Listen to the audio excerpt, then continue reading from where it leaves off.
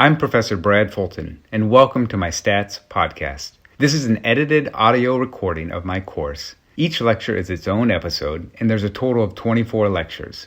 This course provides an introduction to the quantitative methods social scientists and data analysts use to collect and evaluate empirical data about society. Through this course, you will learn to gather, describe, and analyze data with an emphasis on the application and interpretation of these methods. This course will also help you to be a more informed and critical reader of academic research, public opinion polling, and advertisement claims that present statistical evidence. Although some of the current events I reference might be dated, the content is timeless. I hope you enjoy this lecture, and if you have any questions, you can email me at bradrfulton@gmail.com. I was listening to NPR this morning, and they had a thing on the Racial Justice Act in North Carolina. The Senate passed it, but then the governor vetoed it, and then the Senate overrode the veto. But the whole point of the Racial Justice Act was giving people who have been convicted of a crime an opportunity to use statistical evidence to show that there's discrimination in their case and how they were tried. And so here's just a quick clip from NPR that talks about this that I thought was relevant. 2 years ago, North Carolina passed a groundbreaking law. The Racial Justice Act allows death row inmates to appeal their sentences if statistics show their cases were subject to racial bias. So the thing that I thought was interesting is that in law, in criminology, in different fields, people are using statistical evidence more and more because in the past you could claim, well, hey, there's been discrimination, and so I've been tried unfairly. But now they're doing this more and more of incorporating statistical evidence to show empirically that discrimination has occurred. Again, another example of relevance to our field. And then we'll get started. Today we're going to be talking about collecting data, and the focus being on sampling. Do you guys go to Costco? Okay, I'm going to use my kids a lot, but I love going to Costco on Saturday around noon. Any idea why? Exactly. Almost every aisle has samples. And so this is related. If you want to get a sense of what Costco has as a store, you go and you sample the samples. And we're very good at sampling the samples. It'd be too overwhelming to itemize everything that Costco has. So you go and you sample, and then that gives you a sense, okay, here's the different types of products that Costco carries. And so in the same way with collecting data on any type of population, you sample, although it's not as fun as the sampling at Costco. So what we distinguish between is a population versus a sample. And so the population, whenever they talk about a population, they're talking about all the individuals or objects of interest that you're interested in. We most commonly hear about like the US population, but populations can be other bound units that you're interested in. A population could be all prisoners in the US, or a population could be all nonprofit organizations in the state of North Carolina. So population is ultimately the thing that we're interested in. We're wanting to make claims about different populations. Now, a sample is all the cases that we've collected data on. It's typically a subset of the population. So we have the big population that we're interested in, and then the sample is what we extract from that population to understand what's going on in the bigger picture.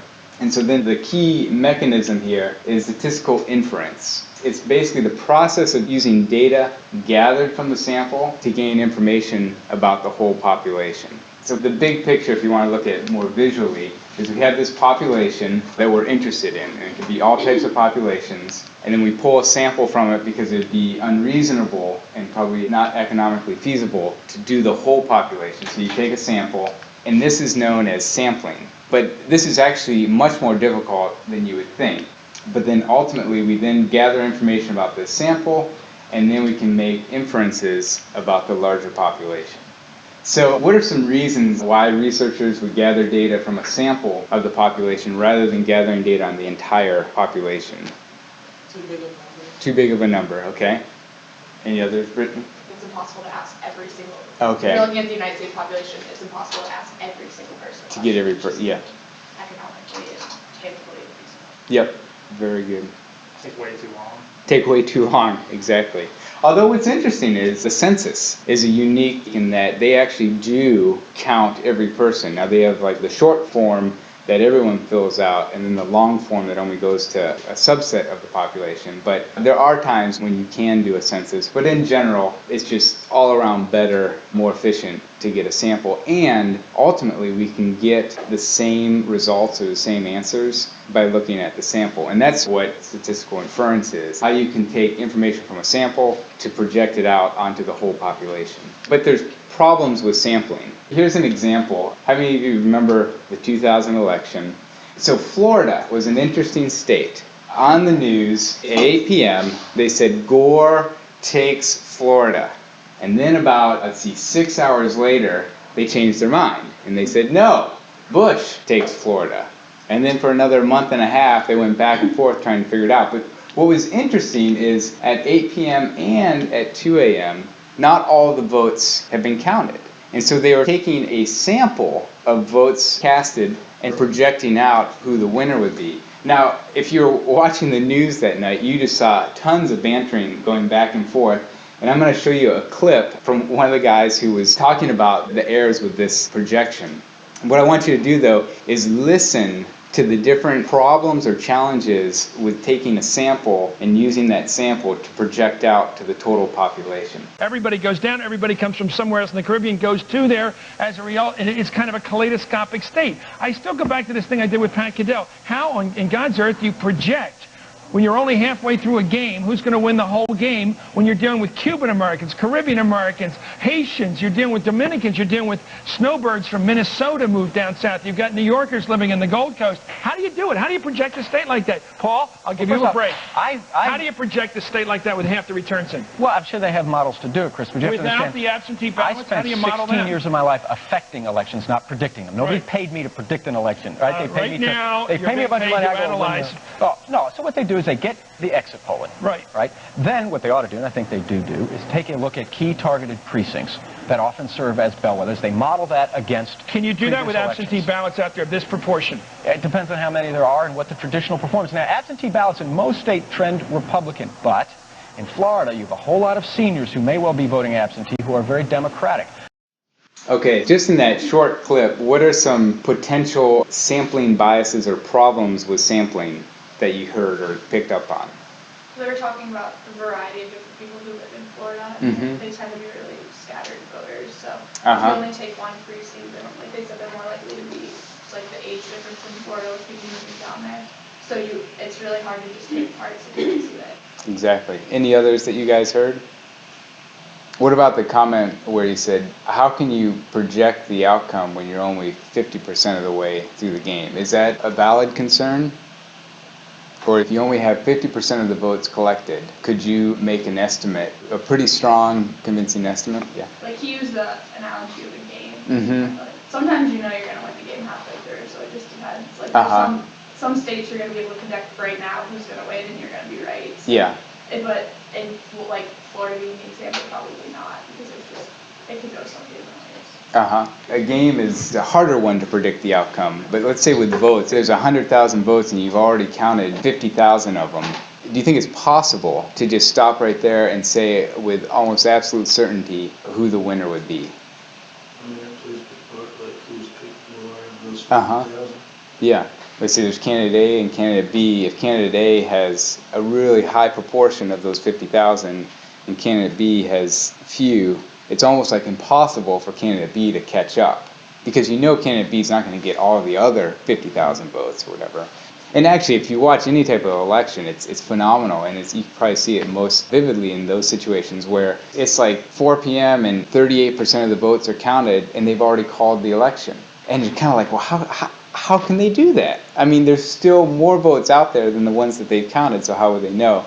Well, this is where statistics comes in, but also more importantly, what's the sample that they're looking at? That's sort of what we're going to be talking about today, is how you can, with a very, very small sample, project what the whole population, the direction the whole population is going to go in.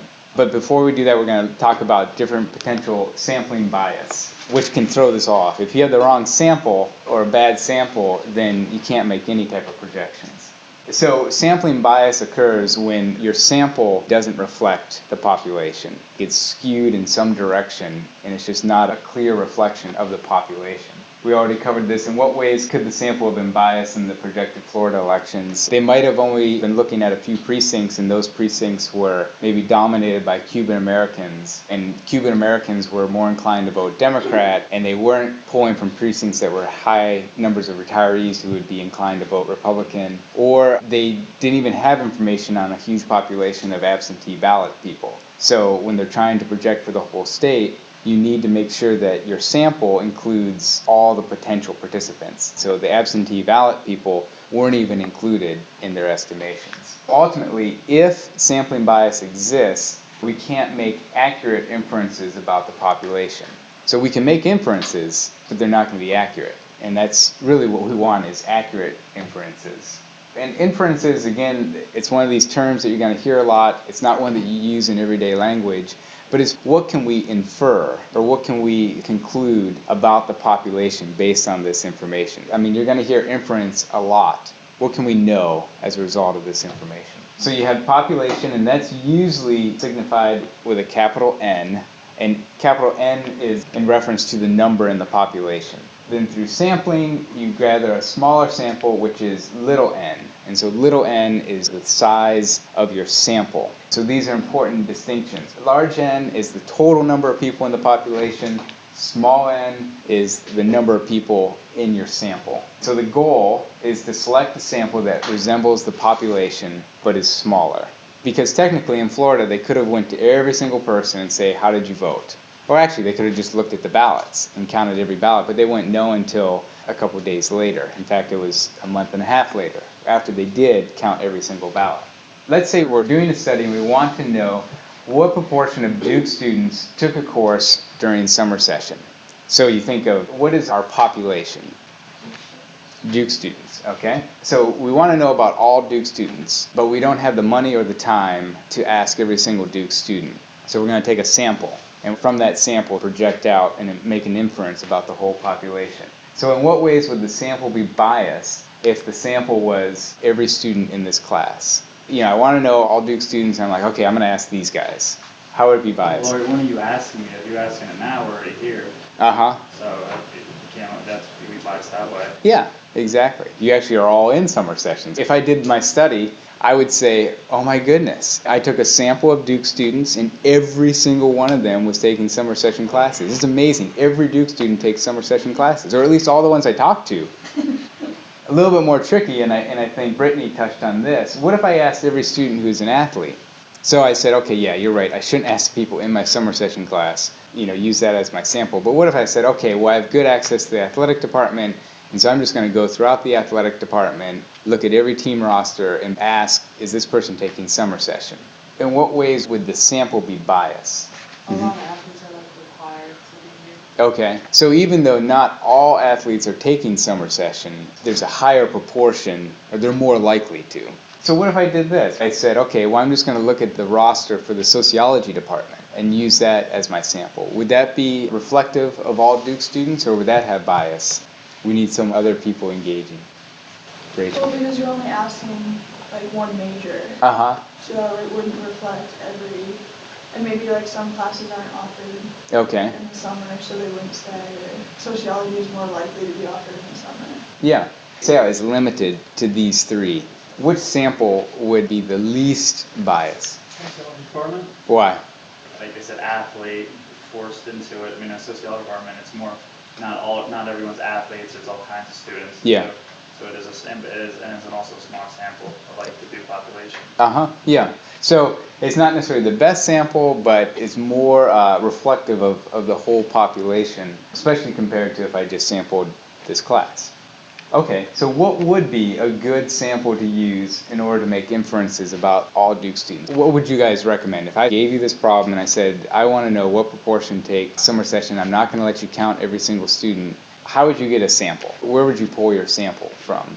you do like a freshman, almost like a second semester freshman seminar where there's like, I mean, a big room Ah, that has like 150 students of what, yeah. every kind. Yep, that'd be a great one. And then you could say, in this freshman seminar, is it every freshman has to take this seminar? And so they're all in there. And so then you could just ask the people in there, are you taking summer session or did you? So yeah, I mean, that's the sense, is thinking through how can we pull a subset of the population that is reflective of the entire population. And it's a lot harder than you think. Probably the best way to do it is to take a random sample, randomly select people.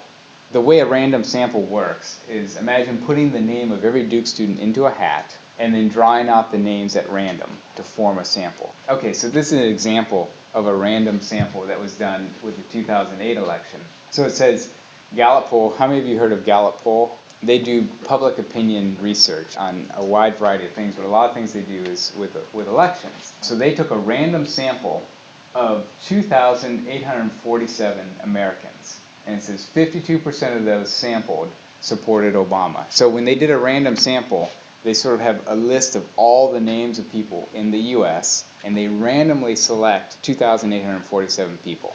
So in the actual election, it says 53% of Americans voted for Obama. What's amazing to me is that they estimated from 2,800 people that 52% were going to vote for Obama, and in the outcome, when all the numbers were tallied, 53%. So that's a pretty good estimation based on a really small number. In fact, 2847 is 1/1000th of 1% of the U.S. population. So the U.S. population is 330 million people, and by randomly sampling 2,800 people, they were able to make an inference about the entire population. So it's much more cost effective to just ask 2,847 people than it would be every time they want to know a public opinion to ask 330 million people. It's an efficient, powerful tool, and what we're going to look at is how do you do random sampling? Because if Gallup would have went out on the street and asked all the people in Durham who they're going to vote for, that's not a random sample. Even though Durham has a lot of diversity, it's not reflective of the whole population. So selecting a random sample, and this is what we're going to be thinking about as we're thinking about the sample that we're looking at, there's two options. One is to draw the names out of a hat, and option two, which is just a simple way of doing it, is generate random numbers. So you number every student or the Duke ID, and you assign it a number, and then you generate random numbers to decide what units get sampled. And I'm going to show you, this is just a funny application. So this is a random number generator. Like if I said, I want you to pick numbers 1 through 10,000, I want you to pick 100 random numbers, it's kind of actually difficult. You're like, well, I don't know, how do I pick a random number, or what's a random number? There's programs out there, you input, here's the total population, and we want to do a random sampling of a subset of that. And so let's say our population, how many Duke students are there? Do you guys know, undergrads? 6,000, and we want a sample of 60. So let's assume of these 6,000 Duke students, we give everyone a number, and we want a random sampling of these 6,000, and we want a sample of 60 people. Plug in these numbers. Okay, here's the randomly generated sample. And so then what I would do is I'd go with the first number, 5457, and I'd look on my roster and I'd be like, okay, this person's in the study. And then 5722, look at my roster, say, okay, this person's in the study. And so this is completely randomly selected people. I'm not going to the athletic department, I'm not going to the sociology department, I'm just taking the entire population and randomly sampling them. So why would this be important, doing it this way versus even what Chris had said of going to the freshman seminar? Why would this way be more pure? It's going to be like everybody, not just the freshman class, will be freshmen through seniors. And it takes out, I'll say, human biases. Like, it's kind of interesting, even if we walk into a room and I ask you to randomly select 10 people, there'll probably be some bias in your selection, almost like a subconscious bias. You might be overcompensating, saying, oh, well, women tend to be underrepresented in these type of studies, so I'm subconsciously going to be making sure to pick more women. Or, wow, the tall people just seem to stand out, and so they get noticed more, and so we pick them. This sort of eliminates all types of human biases or human tendencies to be biased in selecting a sample. And statistically, why this is important is that random samples provide averages that are centered around the correct number. So I guess if we look at the proportion of students who take summer session, if we did a non-random sample, like if we took this classroom, what proportion of students take summer session classes? If the sample was just this class, what proportion take summer session? 6. So 100% take summer session. And do you think that's the correct proportion of students that take summer session? The average is not centered around the correct number. It's actually skewed way over to 1, whereas let's say the correct proportion is around 20%. And if we did athletes, what proportion, just roughly, what proportion of athletes do you think take summer session? Football counts for 90%. Okay, so 90% in football. Let's just make we'll say like 80% of athletes take summer sessions. The correct number of Duke students is 20%. In this classroom, if we just use the classroom as a sample, it would be at 1. If we did just athletes, it isn't centered around the correct number. What if we did it through this random sampling, where we just randomly picked 60 Duke students? It's going to be centered right around 20%. The proportion who say, yes, I'm taking summer session classes is going to be right around 20%. And so this is important, that we're ultimately interested in the correct number, but we're getting that number by looking at a sample. And if we have a random sample, it's going to be centered around that correct number. It's not going to be exact because we're only looking at 60 students versus 6,000, but it's going to be close. So then the random samples allows you to make the best estimate about the population. It's not going to be exact, but it's going to be much better than a non-random sample, like if we take this class or we take the athletic department. And so non-random samples suffer from sampling bias, and the averages are likely not to be centered around the correct number. So when I say averages, it's whatever variable we're interested in. If it's a quantitative variable, we look at the average value for that variable. So with taking summer session, it's either yes or no, and so we want to know the proportion that are taking summer session. And that's the thing that we're interested in knowing. We can best estimate that if it's a random sample. Okay, so jelly beans. Maybe easier, more intuitive. Think of a bowl of jelly beans. In fact, think of it like a huge vat of jelly beans, just tons and tons of jelly beans. And we want to take a sample. The sample is just sort of reaching in and grabbing. And one way to do it is to grab non-randomly into the bowl and to pull out a sample. And if you're like my son, you grab all the black jelly beans. You have a handful of black jelly beans. That sample, which is a legitimate sample, he pulled out 10 jelly beans. That's a biased sample. It's not reflective of the entire population. So what would be a better way to take a random sample of the bowl of jelly beans? What could I do to my son to make sure he gets a good random sample? Okay, close his eyes. Put blindfold on him. Look at that. Perfect. Look at that. Close his eyes. And if you reach in with your eyes closed and pull out, you're going to get a random sample. It's not going to be biased like having all black jelly beans. But the thing that's interesting, even when you do things like that, there's still potential for error in that, what if for some reason the red jelly beans are heavier? They're going to sink to the bottom and they're going to be less likely to be chosen. Or what if some of the jelly beans are sticky and they stick together, and so they're going to clump together and they're going to come out more easily than the other ones? And you can think of human analogies to that, where certain people groups cluster together, and so if you go into a population and try and randomly sample, you might not actually get a random sample.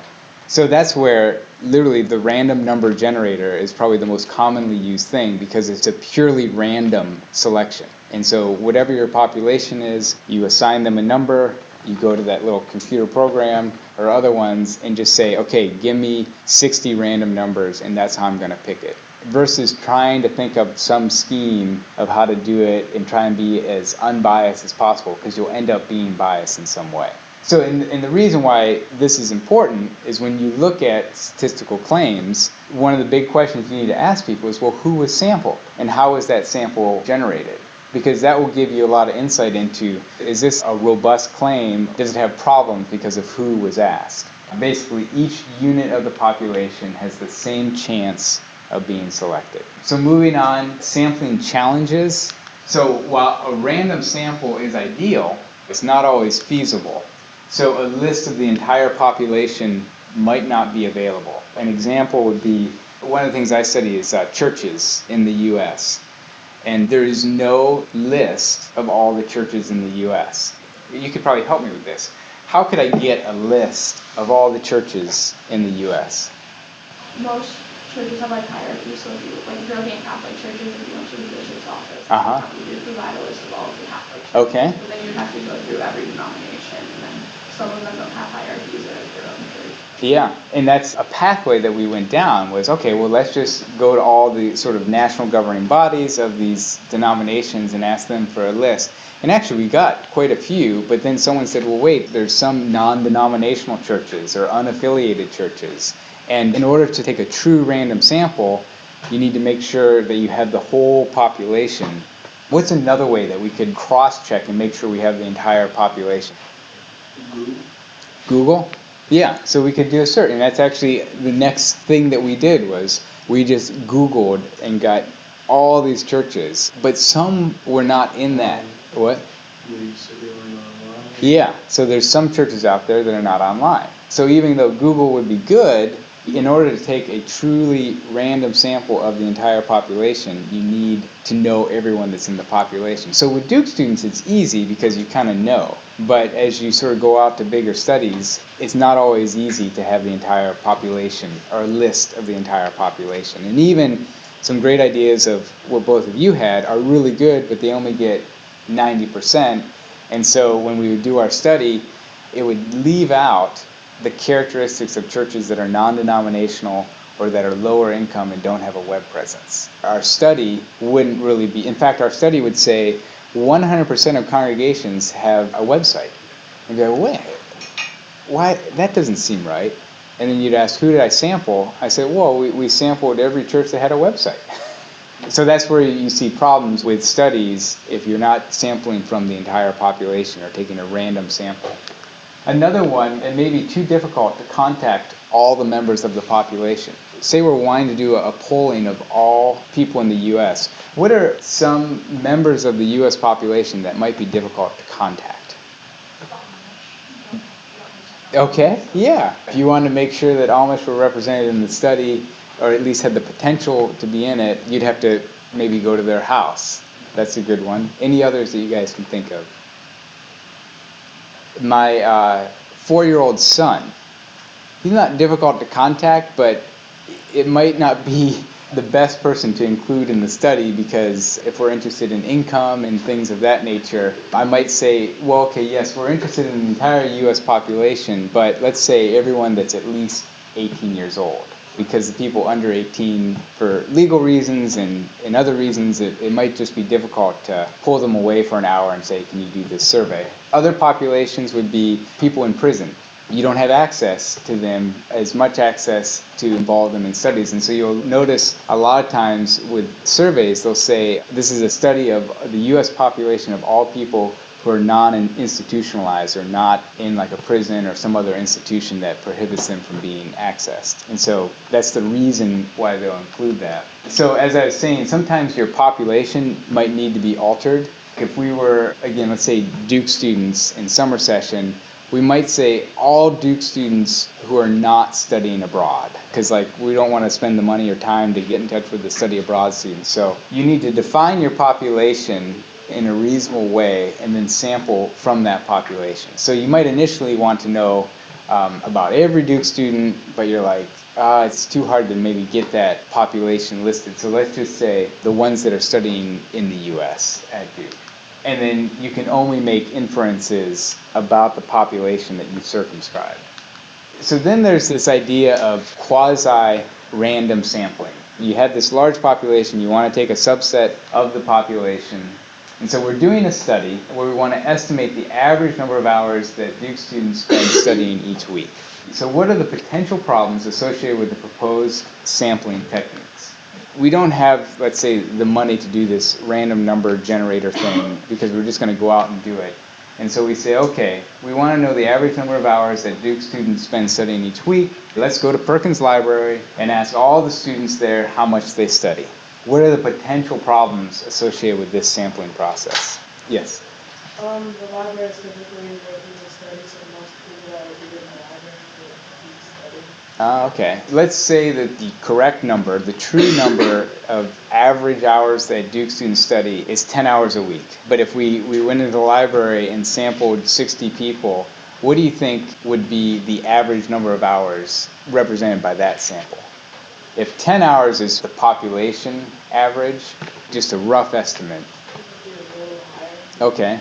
So in a sense, if we sampled students in the Duke library, let's say the average would be 20 hours. And so the average of the sample wouldn't be centered around the mean.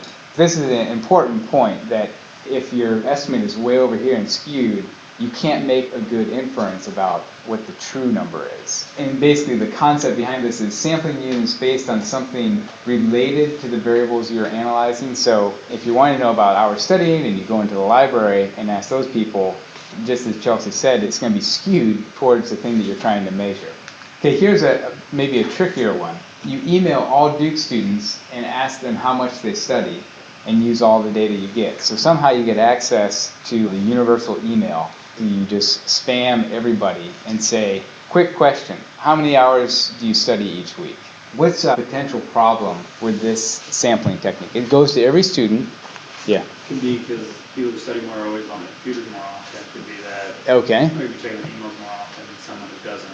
Yeah, that's good. I mean, at first I was like, oh yeah, perfect, beautiful, I've solved my problem. I'm just going to send it out, and it's going to be random who replies back. But then Chris comes up to me and says, yeah, but what about the people who just sit on their computer all the time? It could go the other direction. It could be people are procrastinating and not studying, and they say, oh, I'll respond to this email, or, you know. So there's problems when you let your sample be comprised of whoever chooses to participate. It's called like a volunteer bias. And again, these might be more obvious examples, but as we analyze or critique research that we look at, it's an important question to ask of, well, where'd you get your sample from? And a lot of times, people will do convenient samples, what's easiest, and so the results, you can't trust them as much because the sample that they're using to make inference about the population is not representative. Even though they have statistical evidence and they show you all these figures, if their sample isn't reflective of the population, it's not something you can trust. We have population, we have sample, there's sampling bias, and then from our sample we gather data, but there's also other forms of bias. And so ultimately what we're trying to do is to get data about the sample that basically reflects the whole population. But there's a lot of steps involved to make sure that our data doesn't have biases in it. And biases is just like what Chelsea said. If you ask people in the library how much you study, average value is going to be skewed in this direction. You can't say anything with confidence about the average number of hours each student study. So other forms of bias. So even with random sample, data can still be biased. So non-response is one form of bias, and it's sort of like what Chris was alluding to. If the people who respond to the survey tend to answer differently than the people who do not respond, the responses will be biased. So I might say, I want to know how many Duke students are in a significant relationship. And so I pull my sample, I actually get a random sample, and I have 100 students that I've sampled, and I ask, one of the questions is, are you in a significant relationship? Let's say the people who are not dating or have just broken up are like, I don't want to answer that question. And so they leave it blank. But all the people who are dating are excited about the relationship, and they're like, oh yes, I'm in a relationship. And so then you're going to have the non-responses is we don't have any information on, but we have information on the 50, in a sense, who are dating, and all of them say yes. It's going to look like 100% or a larger proportion of students are dating than really are, because there was something about the people who responded that was different from the people who didn't respond. One of the things that studies report is what was the response rate, and if the response rate is low, if only 50% of the people responded, you're like, we have no idea about the other 50%. We can't really make strong claims based on this data because we took a random sample, but only 50% of those people responded. So we don't really know about this other 50%. One of the examples would be, what is your income level? So that's a common question on surveys is what's your income level? And that's probably one of the questions that has the highest number of non-responses. And so what would be characteristics of people who don't respond that would relate to their income level? What type of person would maybe not respond to that question? Peasant. Okay, so someone who doesn't have much income or any income? People who gain income illegally. Ah, good, Like good. cash income are less likely to be like, oh, I have all this money and especially. Uh-huh.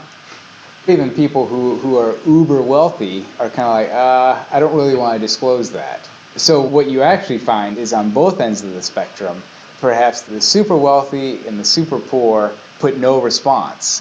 And so the data that we have will center around the average income, but what we will miss is the values way out here. So if we want to know what the maximum income level in our sample is, we're not going to know it because there's a good chance that that person didn't respond. Oh, here's an interesting one. If you go to a restaurant, sometimes these days, they'll send you an email afterwards saying, hey, please rate your experience at the restaurant. And they send it out to all the people who came just to get a sense of how well they're doing.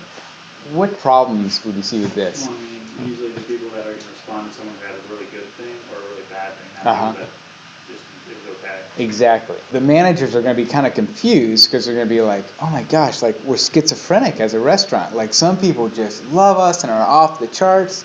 There's no one in the middle. And then there's a bunch of people who hate us. And like that just doesn't seem consistent with our experience of the clientele in our restaurant. A lot of times the type of person who responds is going to have a different experience or different characteristics than the person who doesn't respond. So all the people who had an average experience are not responding, and so they're not included in the study. An important thing is look at the non-response rate. Another one would be purely by the way the question is worded would put bias into the data. So a question in one of the Gallup polls would be, do you support gay marriage? And that will generate a certain type of response. Whereas if you ask the question, do you think the government should restrict same-sex partners from getting married? So both of them are asking about the same issue, same-sex marriage. What do you think would be the differences in outcomes, depending on which question we chose to use? Like some people don't support it, but they don't see a problem with the government restricting it. Okay. Someone could take either of these questions and do a study. If they did this one, they're probably going to end up saying fewer people are in favor of Amendment 1. Amendment 1 is I don't know if it's in favor or opposed, but basically is for same-sex marriage. And whereas if you ask this question, which it seems fairly close. What? A lot of people are more against like government restricting things. Uh-huh. More likely to be against that than supporting gay marriage, especially gay. Like I feel like a lot of people wouldn't say they support gay marriage, but at the same time they don't want saying the government to restrict something. Yeah. A little scary. So if you voted against Amendment 1, you could answer the same way to these questions. And if someone does a report and says, well, we surveyed people in Durham about same-sex marriage, and 20% said we're in favor of it. But then another study asked this question, and they came out with the result that 50% were in favor of it. And so the idea is looking at the question that was asked versus like, okay, well, they said the proportion of people in favor of same-sex marriage is this. You say, well, what did you ask them? They can do the right statistics and do the random sampling and do all the right things, but it's also good to look at the actual questions that were asked. Another one would be the context in which the survey happens. So here's one that comes up a lot that people didn't really pick up on until they started analyzing it. So here's the scenario. A black interviewer asking a white respondent survey questions related to racism. In what ways could this context skew or bias the response? Just going to be worried with how the interviewer reacts if he says it one way. Yeah. So you wouldn't necessarily be completely forthright. And really, they've done these studies where if they switch this and put a white interviewer asking a white respondent, they get very different results. And so you might not even think to ask, well, who interviewed the person? Again, there's subtle things that almost unbeknownst to us seep into it because people have been doing these studies all the time and they hire interviewers and they send them out to do the surveys and not even really thinking about how the actual interviewer, the person asking the questions, could affect the data that they're collecting. Another one would be asking questions about sensitive information that the respondent might not want to publicly disclose. With the general social survey, they have questions about sexual activity and stuff. And so they have an interviewer who's asking them the questions, but when they get to these sensitive questions, what they do is have the respondent enter it onto a computer anonymously. Rather than having the interviewer ask how many sexual partners you've had in the last year, they just say, okay, this is the part of the survey where I give you the computer and you just answer. You just enter it in. And so they don't have to worry about the person withholding information because they're awkward about the interviewer being there. But again, that's not even completely foolproof because the person would be like, I'm not going to put this information in a computer. What are they going to do with it? So another one that comes up, and again, these are all forms of bias in the data. So we've already collected a random sample of people, but now we're gathering data from them, and we want to make sure we're getting accurate responses. So this is an interesting one. If you ask the question, in the last year, how many times have you attended a religious service? You know, if you ask me, I mean, we go to church, but in the last year, how do I count that up? That's just a really difficult thing to sort of land on an accurate number. Another way to ask the question is, in the last year, how often did you attend a religious service? And I'd be, let's see, once a week, once a month, 1 to 2 times, never. Once a month, about once a month. It's a better way to ask the question to get more accurate responses. It's not as precise, but it's going to be less difficult on the brain to figure that out. You can just sort of look at it and be like, oh yeah, we go about once a month. So here's another one. How old were you when your first child was born? I don't know. Like, what'd you say? You want to ask what year was your child born? Hey, look at that. Man, Timothy's on it. Exactly. So, in what year was your first child born? Now, believe it or not, this one's even hard. I don't know. You can't remember your child. Well, no, I we're feel just... like once they get older, though, like once kids hit like their 20s, 30s, you can do like pretty track with things. Like if your kid's like 4 or 5, you're gonna know. But... Yeah. So, well, and another way is, how old is your first child? So this is interesting because you're like, well, how does that let you know how old you were when your first child was born? Well, you're going to have when this person was born, and you're going to have the year in which the survey was done. And if you ask, how old is your child? You say, oh, he's 24 years old. Then we can do the math and figure it out. And this is just a simple example, but there's some really elaborate things that they do that make it easy on the respondent to give a quick, accurate answer, and then we go and do the work to get the information that we want. But the whole idea is, if we're asking someone questions that are complicated or make them do mental gymnastics, there's a higher likelihood of them making an error in their response and us getting inaccurate information. So all this kind of goes back to, there might be a variable that you're interested in, and you're like, oh, great, I have a variable on crime. But it's important to look at what's the question behind that variable, what's the context in which it was asked, and what are the potential problems with this question. The last one would be social desirability. So if I ask this class, you're in my survey, and I say, in the last year, have you cheated on any academic assignment or exams? Please answer. I'm probably not going to get the correct response. I'm going to get the response that you think I want to hear. And this is a common thing. I mean, another one would be, how many hours a week do you study? You know, if your friends ask you, you'll give one type of response. But if your instructor asks you, you're going to give another type of response. Same person, same world, but because of the desire to sort of have a socially desirable response is going to skew the answer. So again, look at the question, look at who is asking the question, what's the context for that. There's tons of bias. It's almost impossible to eliminate bias, but the important thing is to be able to identify it and then to account for it. And one way of accounting for it is simply being forthright about it. You know, in the ideal world, we would have done this, but because of the limitations, we had to ask the question this way. And so it could be biased in this direction, so just be aware of that. And I think if you do that, then people will give you grace and not be as critical. But if you try and cover it up or try and be sneaky about it, and then people fish it out, they'll be like, well, why are you trying to hide it? So it's okay, there is going to be bias in some form, and you'll demonstrate that you're a sharp student or researcher if you say, hey, I'm aware of this bias. So sort of almost you anticipate their criticisms, and you say, yeah, in an ideal world, we wouldn't have any bias, but there is this bias, and here's what it is. Our answers might be skewed slightly in one direction or another.